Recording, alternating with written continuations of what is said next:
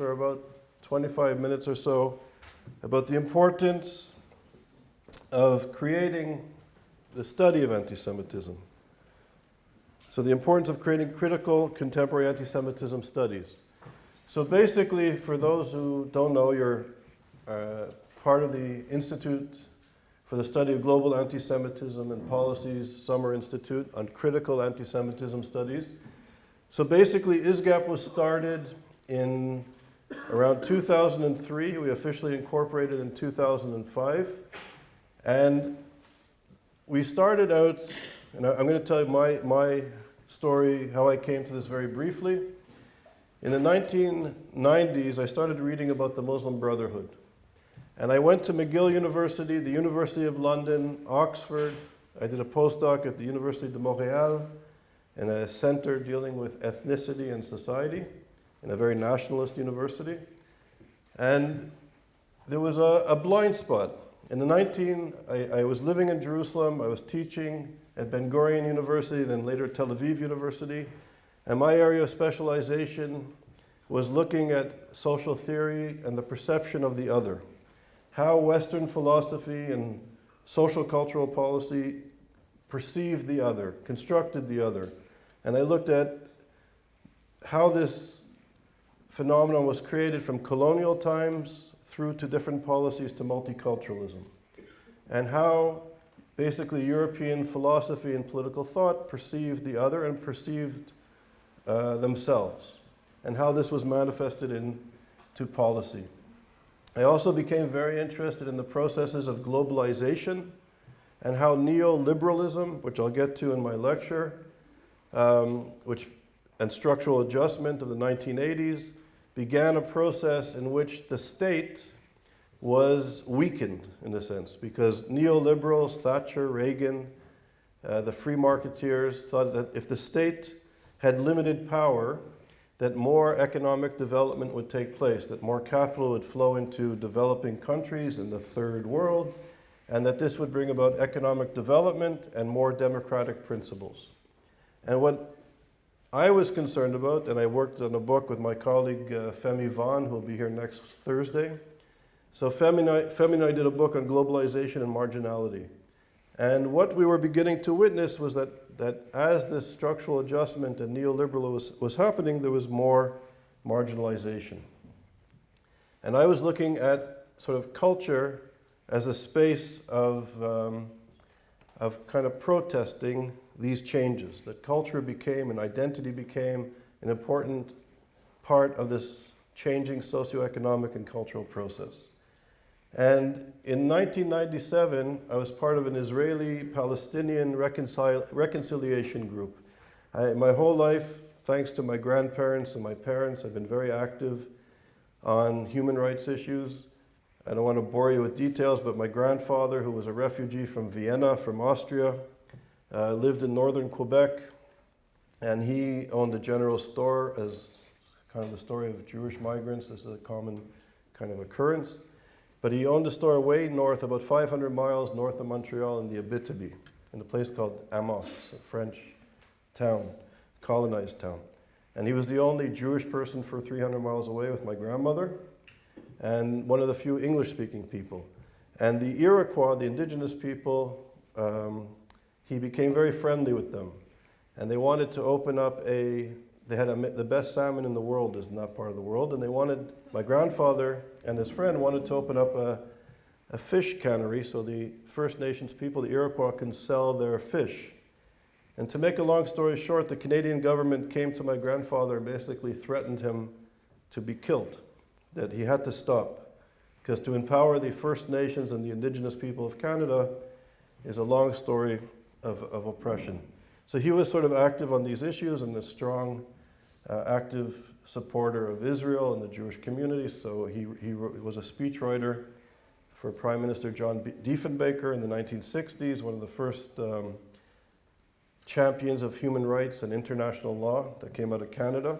The policy of multiculturalism came out of Canada. So he was in this environment. And my father's family was also very active in politics, socialist politics. So that, he was more conservative. The in-laws were socialists. There was lively table discussions. And I was very active in the student struggle for Soviet Jewry, where basically students and housewives played a tremendous role in helping Soviet Jews to eventually be free to migrate and to live where they want. They were oppressed by the Soviet Union. So I was very active in that. And I was the president of Hillel, kind of active thanks to this sort of family background. And through these issues, I also became very active in the anti-apartheid movement. I was the chairperson of the ANC International Solidarity Committee. So I worked with the leadership of the ANC. So I was very active on Jewish human rights issues, international human rights issues, and local kind of Canadian human rights issues, and very close to the Innu people of Northern Labrador. I did a lot of work with them. There was a group of us that smuggled Ethiopian Jews to Canada before they were able to leave to Israel. It's a long story. The first 4 refugees, Jewish refugees, to come to Montreal, my family took in. So there's a sort of awareness. And basically a group of students smuggled these people in because Canada had an agreement with Sudan and Ethiopia that if you offer a scholarship to a student, there was an obligation to bring them to Canada. They would get a visa automatically, and these countries wanted to maintain good relations with Canada, so they would allow the students to go. And basically, my colleagues and I, this was before the internet and printers, we used to go around to our professor's office and basically have meetings with them and take some of their stationery, official McGill stationery when they weren't looking, and then we would offer scholarships to our brothers and sisters. That's how we got some people out. So I come from this background. Living in Israel, I was part of an Israeli-Palestinian reconciliation group. We used to meet once a month for dinners. And this was in the 90s where there was, I think, a very strong hope for peace between the Israelis and the Palestinians. And we were part of a group of scholars that were trying to push for peace and for a two-state solution. And I remember I met a philosophy professor, a Palestinian philosophy professor, who was a very nice man, very cultured, very educated. And we would meet, and he would say the most bizarre things to my ears. He would say things about Jewish people that was horrific. He would say things about how women should not be out in public, that they had to be escorted and accompanied in public spaces by an adult male member of their family. He would be saying things about the civil rights movement in the United States and that were anti-democratic. And we would argue ferociously. But he was still a nice guy, but we would argue about these ideas. And then around the 3rd or 4th meeting, rather than fight with him, I said, can you recommend some books? Because I don't understand where you're coming from. And when you study politics, I did social theory and politics and philosophy. In a short period of time, when you meet somebody, you can usually figure out if they're right-wing or left-wing, religious, secular. You kind of, you get a sense of where they're coming from. And this guy, I had no idea where he was coming from. So he gave me books. And he gave me the books of the founding fathers of the Muslim Brotherhood, Qutb and al-Banai. And I started to read. And I was shocked for 2 reasons. One, I could not believe that the European anti-Semitism, the protocols of the Elders of Zion, Nazi ideology, the stuff that justified removing the Jewish people from society was not just a part of the Muslim Brotherhood ideology, but was really a central core component. So learning about this, it was shocking that in the 1990s that this type of genocidal hatred was still not only existing, but was prevalent and growing in many countries in the world. And that I understood that this phenomenon, plus the neoliberal structural adjustments policies that were being imposed on the Middle East by the G7 countries, and the dislocation from the state by many, many citizens. There was more and more marginalization. I thought that this was, in a sense, the perfect storm. So I began to read anything I could put my hands on that was in English or French from the Muslim Brotherhood, and started getting very interested in this sort of the reemergence of anti-Semitism. I then moved to the United States, and as some of you know, Elie Wiesel and Kofi Annan had the first conference ever at the United Nations. The United Nations was built on the ashes of the Holocaust. The United Nations was created after the Holocaust. Europe and the world got together and said never again, and they created the United Nations on the ashes of the Holocaust. And for the first time in 2003, thanks to Kofi Annan and Elie Wiesel, they created a major international conference on the reemergence of anti-Semitism. And I attended with a group of scholars, and to make a long story short, there was concern. I think a few of us began to see the danger of the reemergence of anti-Semitism, and we created ISGAP. And ISGAP was just an informal group of professors and scholars. Elie Wiesel was our honorary president, which was a great honor. You know, I knew him a bit growing up. He had a sister who also survived the Holocaust that lived in Montreal. So he used to come to my family's synagogue a few times a year and give lectures. So I kind of grew up seeing him a couple of times a year. So he became our honorary president, which was a great honor. And we started to do seminars, and then we took our seminar series to Yale. In 2006, we opened the first, and this is amazing, given the legacy and the space or the place of anti-Semitism in Western civilization. In Western civilization, deep in Western civilization, in 2006, we opened the first ever research center at a North American or a Western Hemisphere university dealing with anti-Semitism, and it was called YISA, the Yale Initiative for the Interdisciplinary Study of Anti-Semitism. Some of my friends were scholars there. Professor Bassam Tibi, who will be speaking later, was a scholar with us there. We had seminar series, a graduate fellowship program, we had a postdoc fellowship program, and we had senior professors come to our center. And it was a highly successful project. And for 5 years we were there. And that experience, it's a long, drawn-out story, which I won't get into. I want to be brief, but I want to kind of give you the background of where we're coming from. So the first research center ever dealing with contemporary anti-Semitism. And you'll see there's something, and you'll see this in the lectures in the next 2 weeks, there's something non-threatening about dealing with dead Jews, dealing with murdered Jews. There's something not threatening about that. We're coming to terms with our past. The church is coming to terms with it slowly. European society is opening museums and erecting monuments and apologizing. So we're coming to terms. And this reminds me of David Theo Goldberg's book on racism, that the liberals' bigness, after the slavery, after the subjugation, after the genocide, the liberal bigness is when they apologize. They become big. So think about that.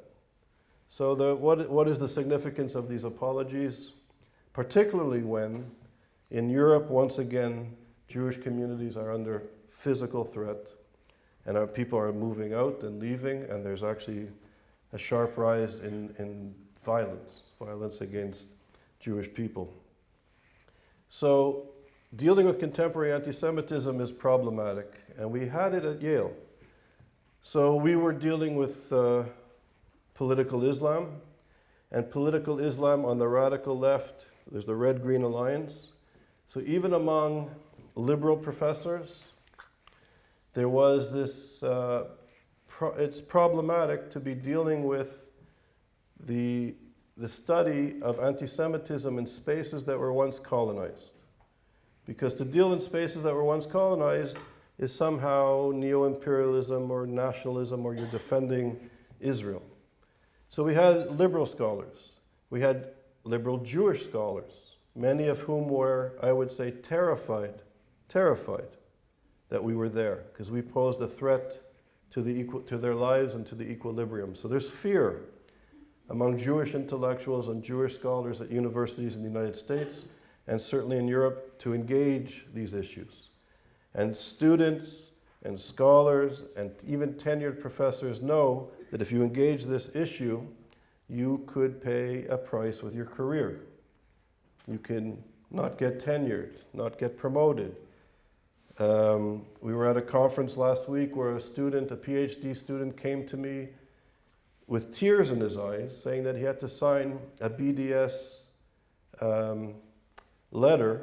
petition against ISGAP, because if he didn't, his supervisor, who was on his committee to have a PhD, would be upset and he would not get his PhD. So he signed the letter and came to me in tears, ashamed of himself, but he wanted his PhD.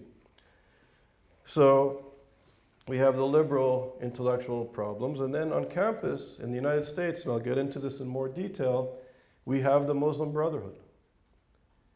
So there is the Muslim Student Association and the Students for Justice in Palestine, which are essentially fronts for the Muslim Brotherhood. So a anti-democratic, this is a social movement, a reactionary social movement that wants to destroy democracy, destroy democratic notions of citizenship. A Jew cannot be equal to a Muslim. A woman cannot be equal to a man. Gay people have to be destroyed. There's no space for them in society. And the rights of religious minorities are limited. And they are on campuses. They've been in campuses since the Muslim Brotherhood was in exile from Egypt. There was political refugees from Egypt. Many of them among them were the Muslim Brotherhood in the 1930s and 40s and 50s. And they went to universities. President Morsi came out of a university when he went to become the president of Egypt from the Muslim Brotherhood. He was in California. So there's a strong connection of Muslim Brotherhood intellectuals at American universities, and the Muslim Student Association, the Students for Justice in Palestine, are fronts for the Muslim Brotherhood and funded by the Muslim Brotherhood on American campuses. There's hundreds of chapters throughout the United States. So they were also active at Yale, and they sought to undermine us. They called us racist and apartheid and colonialists. And the like. We had the largest conference. We had 600 people, 107 speakers came to Yale in 2010. It was the largest conference ever on anti-Semitism. And I remember sitting with my parents. They came to see the conference, and my mother turned to me and she said, "This is amazing. You know, this professor is here and that policymaker's there. They're going to love you at Yale. You'll stay for the rest of your life." And I turned to my mother and I said, "You're watching the beginning of the end." Because we became too big. And this was 1 week before the conference. Yale, for the first time, agreed to match every dollar we raised. They were going to give us $1 of support.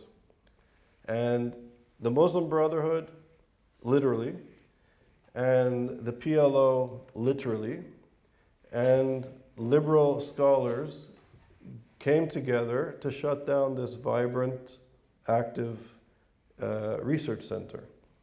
And it's the only time in the history of Yale that the academic review, every 5 years they review research centers at Yale, and they give a report how it can be improved. They've never closed down a center. They close down centers that are dormant. So the year before, they closed down a center on racism, because no professor, no students, no activities took place there for over 20 years. So they decided to close it. We were a vibrant center. So for the first time ever, the Academic Review Committee's report was deemed classified. So we were closed. Then Yale moved to New York, and we then figured we're going to take an international approach to the study of anti-Semitism, and we started doing seminars all over the world at high caliber research centers. So we had a seminar series at Harvard, Columbia, Fordham, Stanford University, University of Miami. We did a seminar series 1 year in Kiev. We have one of our colleagues from Kiev who's here, who helped us organize it. We did a program at Le Sorbonne. And at Le Sorbonne, just to give you a sense of where Europe is these days, our seminar series at Le Sorbonne was eventually stopped. Why? Because of security. So in our seminar series at Le Sorbonne, we had 2 plainclothes police officers from the state, from the federal state, in our classroom, armed, and we had 2 soldiers outside our classroom, armed, because of how controversial the study of contemporary anti-Semitism was a few years ago and remains to this day. So we continue to do seminars. We have a small research center at La Sapienza University in Rome, which is run by Robert Hassan, who's our colleague at ISGAP. And we do research projects. We're doing several projects now. We're trying to develop a new way to measure anti-Semitism using algorithms and science and trying to understand how to measure it in social media. In the old days, if somebody painted a swastika on a bathroom or on a wall, it was counted as an anti-Semitic incident. But now, as the discourse is shifting, as political leaders are changing the dialogue, the public dialogue, how do you measure these types of anti-Semitism? How do you measure the shifting forms of anti-Semitism, which is alive and well in the European and British political discourse, and now in the United States of America with the extreme right and the extreme left, and now even those who are connected to the Muslim Brotherhood directly in Congress, speaking the tropes, the genocidal tropes of anti-Semitism that is now being, in the sort of world of social media and information, becoming part of the public conversation. And Linda Sassor, as you know, sent out this tweet yesterday. So all these people changing the political discourse, how do you measure it? And we're also doing a project, it's called Follow the Money. And some people say, this is not academic scholarship. I profoundly disagree. Some people say this is what security forces should do. So we're following the influence of the Muslim Brotherhood and political Islam in the university, how Qatar and other countries from the Gulf and even American companies that are domestic in the United States, major corporations and banks, are funding, we call soft jihad, in American universities and changing the discourse, changing the curriculum, changing the perception of Israel, of Zionism, and of Jews. And in a sense, and you'll hear this from scholars from Bassam Tibi and David Patterson and others during the week, that political Islam is not only took the most pernicious forms of European anti-Semitism, and anti-Semitism was a European phenomenon that has been exported to the Middle East, but how they cannot accept the self-determination or the equality of the Jew to a Muslim. And Israel is the only state of others, of non-Muslims in that region. So it's not a question of the borders or where Israel, the map should be drawn.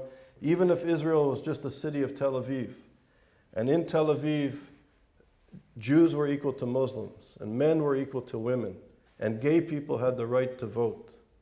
This would be unacceptable from a political Islamist perspective, because a Muslim has to be higher, and other religious groups can be protected minorities that pay special taxes. They're called dhimmis. And that would be, so in a sense, the democratic state of Israel, with all its contradictions and issues and problems, cannot be accepted from the worldview of political Islam. And I would say that we in the West, that scholars in the West, students in the West, we need to respect our enemies. The Muslim Brotherhood studied in American and Western universities. They know our culture, they know our language, they know our political system, they know who we are. And we are not fluent. I went to McGill, London, Oxford, University of Montreal. I kind of heard about the Muslim Brotherhood. I didn't read one page of one book in political science about them ever. I had to learn this by myself on my own. So we need to learn, with respect, the mind of our enemies. What do they think? What's their philosophy? What's their religion? What's their political mission? What are their military missions? How do they perceive justice, women, gay people, Jews, democracy, citizenship? What do they want?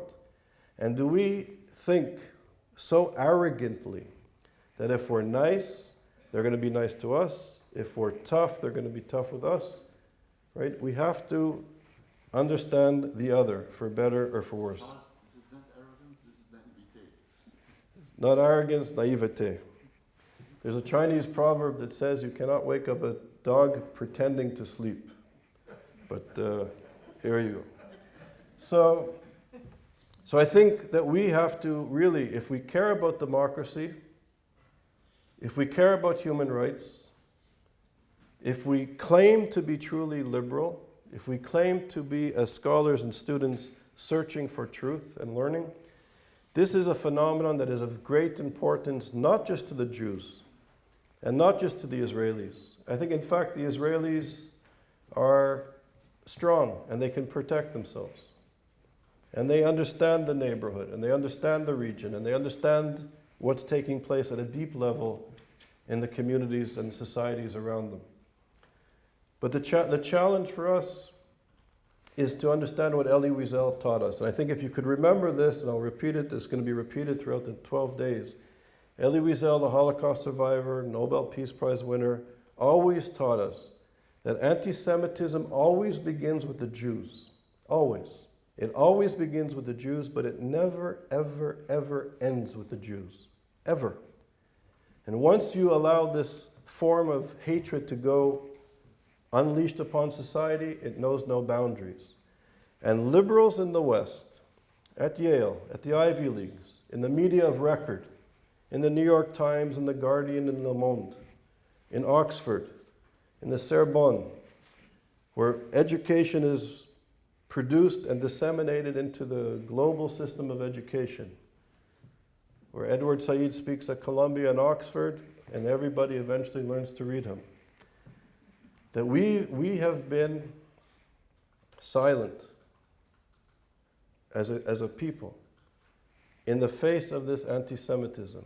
So we excuse it because we say we're not opposed to the Jews, we're not opposed to the Jewish people, but we're opposed to Zionism. So we look at the Zionists, we look at the Israelis, we look at the Jewish Zionists, and they have been demonized and dehumanized and delegitimized for decades. And in the name of progressive intellectuals, it becomes acceptable. So the world focuses on the Jew. The world is focusing on the Zionist. But over here, we have the Muslim Brotherhood growing. Over here, mosques have been slowly taken over by radicals throughout the Middle East.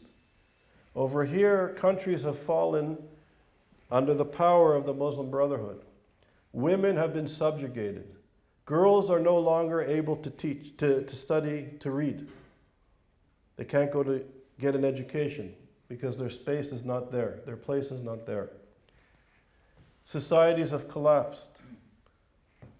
Iran is spreading genocidal European anti-Semitism, Nazi-inspired anti-Semitism through the world. And they've been getting a pass for decades. There is a genocide taking place in Syria, in Iraq. 1 million Syrians murdered. Bassam Tibi's family is from Syria, he'll tell you about it. In real time, over the last 8 years, in the time of social media and the internet, a genocide has slowly been taking place. But do we read about the 1 million people murdered by Islamists, Shiite and Sunni Islamists, who have their roots in the Muslim Brotherhood, who have their roots in Nazism? Do we read about the 15 million refugees?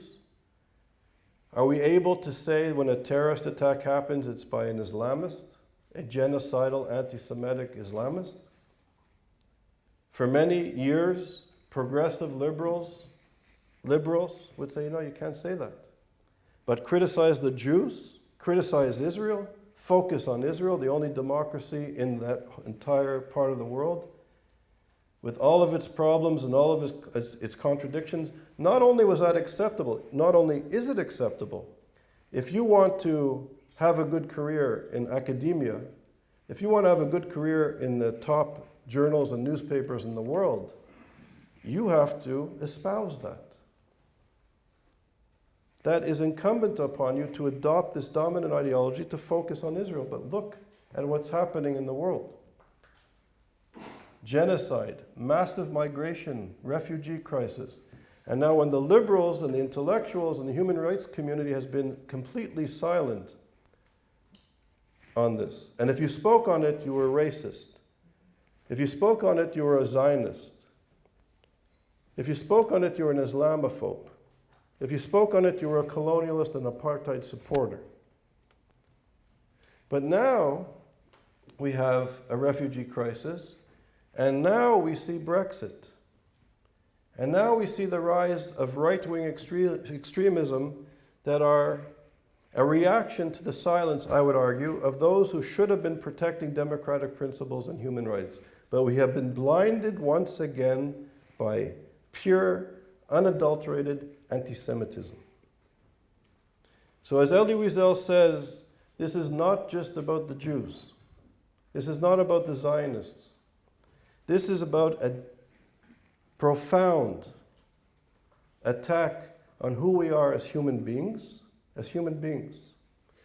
And those of us who believe in democratic societies, the rule of law, and that all people need to be equal under this one legal system, not subjugated and segregated. I was born Jewish.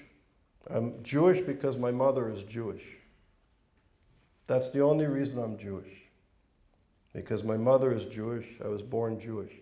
But in societies, in democracies, at universities, we always have to struggle. We don't inherit our democracy. We always have to protect it and expand it. And those of us in the academy have a profound responsibility to protect it and to ensure it and to expand it. Because we get to sit around and discuss ideas. Most people are working 2 jobs, 1 job, 3 jobs, trying to make ends meet. And we get to sit around and write papers and have discussions and argue over coffee and beer and lunch about ideas. So it's a privileged existence. It's really a privileged existence. And you know, in the Jewish tradition, a teacher, a scholar, has a moral obligation, students have a moral obligation to have responsibility to your community because of our privileged position. And never for 2 pieces of silver do we sell out this sacred responsibility. And it's a struggle. And I think there are people in this room that literally struggle, who've given up tenure, who've given up job security, who get battered at conferences. I was just with Gabe Braun last week at a conference. And the reaction he got in Israel at an international conference is just, it's astounding. Yeah. It was a beautiful moment at some level. But, so I hope that if this gathering is successful, we will learn about the issues, we'll exchange, we'll debate, we'll have arguments about ideas, never personal, never attack the person, but to argue about ideas is a beautiful, wonderful thing. And we should be free to do that. But we are living in a moment where there's a possibility. Imagine, the United Kingdom in the next 6 months, there is the possibility, I hope it won't happen, but there is a possibility, a significant possibility, that an overt, open, doubling down anti-Semite will be elected as the Prime Minister of the United Kingdom. And if this happens, ladies and gentlemen, it will not just affect the UK. It will affect Europe. It will affect the discourse in the United States. It will have global ramifications. And some in the Red-Green Alliance, Corbyn, imagine, Corbyn was paid. He was paid by the Iranian revolutionary regime to do a TV show. He was on their payroll. So here is a progressive, socialist, liberal in the UK and secular UK being paid by the Iranian revolutionary regime that traces its ideology to the Muslim Brotherhood, who calls for the extermination as a core element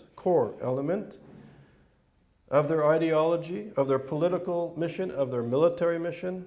And this leader of the Labour Party continues in this anti-Semitic discourse. So how can a socialist, secular, British political leader from the left be allowed to have this background? It's astounding. So we are living in a time where we can never underestimate our power as a group, and we need to learn and we need to understand, and these are things that are changing rapidly. You know, things are changing rapidly. So this is what's at stake. And I think this is the work that ISGAP does, basically. And we're trying to continue to build. We have Ansel Brown, I think he'll come here later, I don't see him. Carlton, Olufemi Vaughn, who's with us, Katya. There's a group of us, and I hope the group will expand. We're creating this program on homeland and diaspora studies. I mentioned it earlier. How, when Africa and Israel is debased, how does it affect people in the diaspora? What are the implications in terms of racism? If Africa is perceived as, I don't want to repeat the famous words of the President of the United States, but if people think of Africa in that sense, how do they perceive African American citizens of the United States? If Zionism is an apartheid, racist, colonial entity, a fascist entity, a pinkwashing entity, then what do you perceive? How do you perceive Jewish people going to pray on Sabbath? How do you perceive Jewish students on campus going to a Hillel or a Jewish student organization if they support the fascist apartheid regime in this liberal postmodern space? How are they impacted? So, and study after study, Barry Cosman is going to be teaching later this afternoon. He did a very important study showing how young Jewish students in the United States are experiencing anti-Semitism at a much higher rate than any other minority in the United States, double and triple other levels of racism and sexism in the United States and in the UK. So things are changing rapidly, and we as students and scholars need to come to terms with the changing reality and to find ways to teach it and to take a stand against it, because as we saw last week at a conference in Oxford, the conference stopped because there were several people from ISGAP who are incredibly accomplished, leading scholars, PhDs from the best universities, tenured positions from some of the top universities in the world. And the conference came to a complete stop because the white settlers were there, even though 5 of the people are of African origin. The colonialists were there. The Zionists paid the organizers of the conference to somehow invite themselves there. They were giving secret money to this department. That, I hate to say this, but I will repeat it. In public, at a conference on racism, my colleagues were referred to as the ISGAP Negroes. That's shocking. But this is the level of anti-Semitism. That people in a public, serious university like Oxford University have the audacity to openly and confidently and proudly insult Jewish people and people of African origin, and to insult scholars whose ideas are different than theirs, but have all of the credentials to present a paper, and it's about ideas. We're supposed to present our papers. We're supposed to present our papers and get critiqued by our colleagues. Sure. But the people who were demonizing, dehumanizing ISGAP and those who were supporting ISGAP, they weren't British, or they weren't from American university, they were American predominantly. You thought all of them were American. That- People came to Yeah, foreign countries in some institution to do that. so that's true. And as a footnote, Lily said that the people who were protesting the presence of people dealing with the ISGAP scholars who were dealing with issues of Pan-Africanism and Zionism and the connections between racism and anti-Semitism, the deep commonalities, spiritual, religious, historical between Africans and Jews and African Americans or diaspora Africans. The people who stopped the conference were mostly, if not all actually, from the United States. All of them were. And actually Lily was... Pardon? Yeah, exactly. So, Mostly it was started by, I think, a Caribbean, from the Caribbean. from Syracuse. Syracuse. Yeah. And then the group, the clique from UCLA, African Americans, sort of jumped on. And then there were other,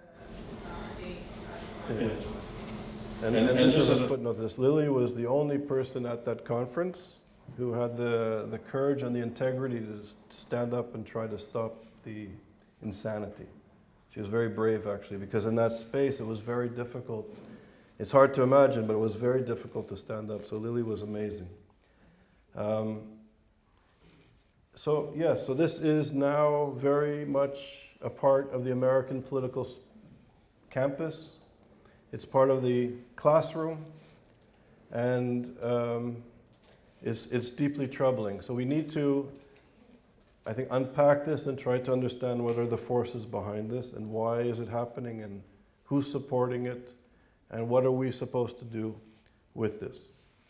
So this is the introduction to the work of ISGAP. I'll just say very quickly, our headquarters is in New York. It's being run, our office is run by Ira Guberman, who you know. We have we're a charitable organization in Canada. We have a group of people in Toronto. We have Robert Hassan at La Sapienza University in Rome. We have Mala Tabori, who's a professor of law, and she's the director of ISGAP Canada. Of ISGAP Israel, so we have an entity there. And we're a small group dealing with these issues. We do a lot of policy advice to governments on these issues. And the good thing is governments, particularly in Europe in the last, I'd say, 3 or 4 years, are really beginning to listen to us. We've been doing this for a long time, and I'd say in the last few years, people are receptive. We were doing a lot of work on interfaith, I wouldn't say dialogue, but trying to bring Muslims and Christians and Jews together. We work in conjunction with the Vatican, and I don't want to sound egotistical, but something beautiful happened in November. I was the first Jewish person. I'm also Israeli. I have an Israeli passport. So I was the first Israeli and Jewish person to address the Muslim World League.